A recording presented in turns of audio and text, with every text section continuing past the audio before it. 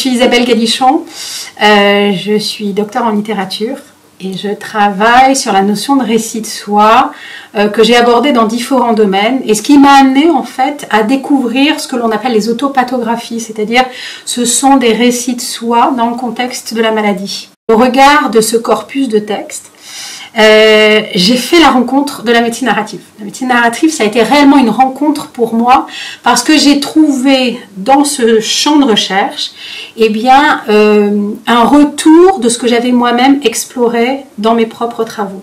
Depuis maintenant quelques années, depuis 2019, nous développons à Bordeaux une réflexion et des pratiques de médecine narrative, aussi bien sur le terrain de l'Université de Bordeaux-Montaigne, mais aussi dans le cadre du Collège des sciences de la santé et du CHU de Bordeaux. Nous avons lancé, voilà un an, un projet de création de chaire, une chaire de médecine narrative à Bordeaux, qui est la première chaire de médecine narrative en France, et qui va être inaugurée prochainement en novembre, donc mois de novembre.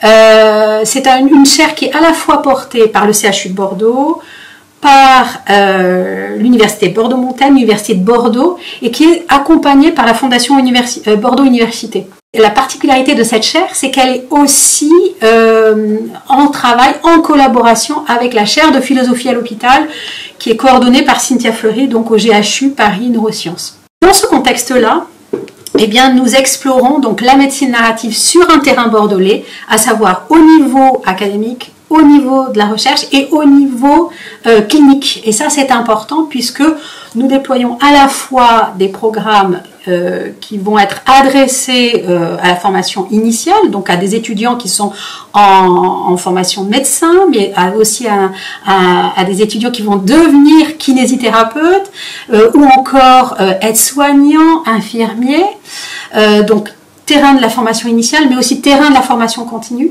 Et puis sur le terrain clinique, nous travaillons avec des soignants de façon à proposer dans le cadre du parcours de soins des patients, un moyen d'accompagner les soignants et d'accompagner les patients dans une réflexion sur leur maladie. Peut-être un exemple simplement, on travaille en pédiatrie avec le docteur Camille Runel-Béliard auprès des patients qui sont de jeunes patients, donc qui sont atteints de drépanocytose.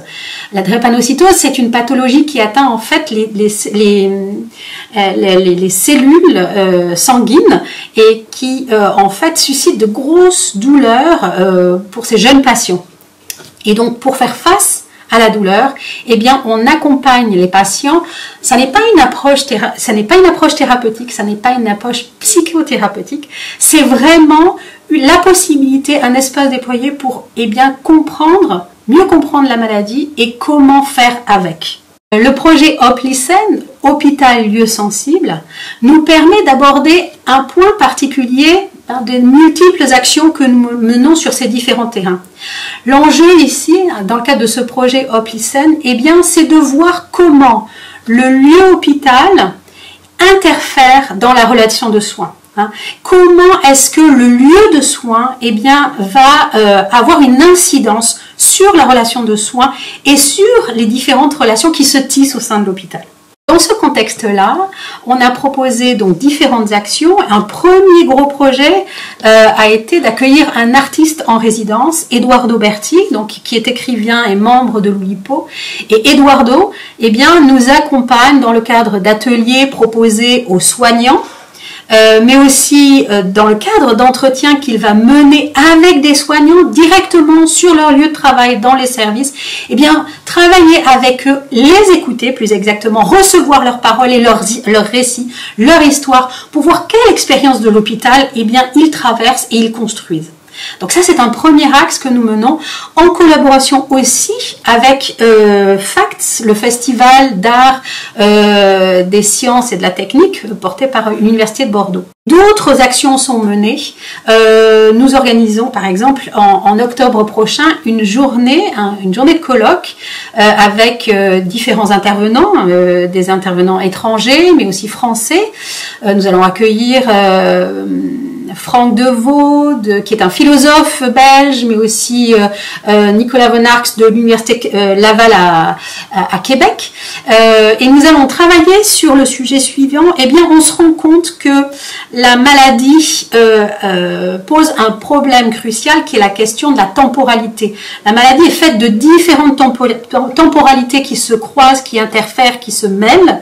Et l'enjeu, c'est de comprendre ces différentes temporalités pour mieux appréhender les différentes perspectives qui se nouent au centre de cette maladie. Nous allons travailler plus spécifiquement le 18 octobre eh bien, sur ces temporalités complexes autour de la maladie, mais plus encore dans le contexte de la fin de vie.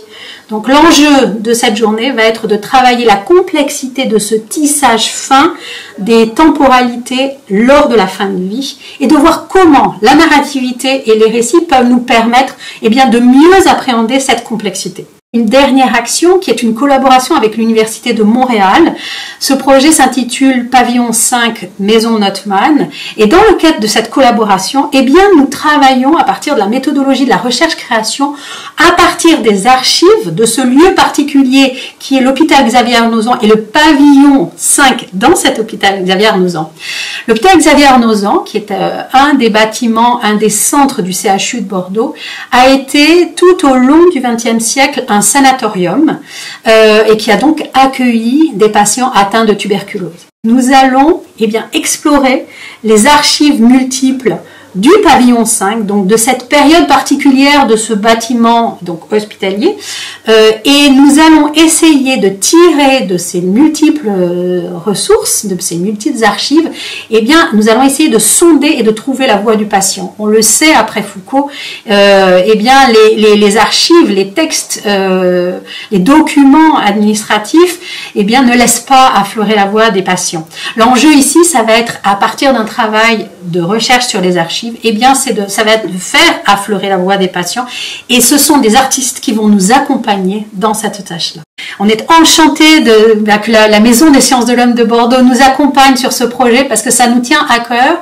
C'est un vaste champ que nous lançons et que nous explorons. L'enjeu est de travailler d'emblée sur un terrain, vous l'entendez bien, évidemment, interdisciplinaire, mais au-delà, hein, on est vraiment sur un terrain transdisciplinaire puisque nous convoquons des pratiques artistique afin de travailler eh bien, une autre réflexion et d'autres pratiques pour le soin.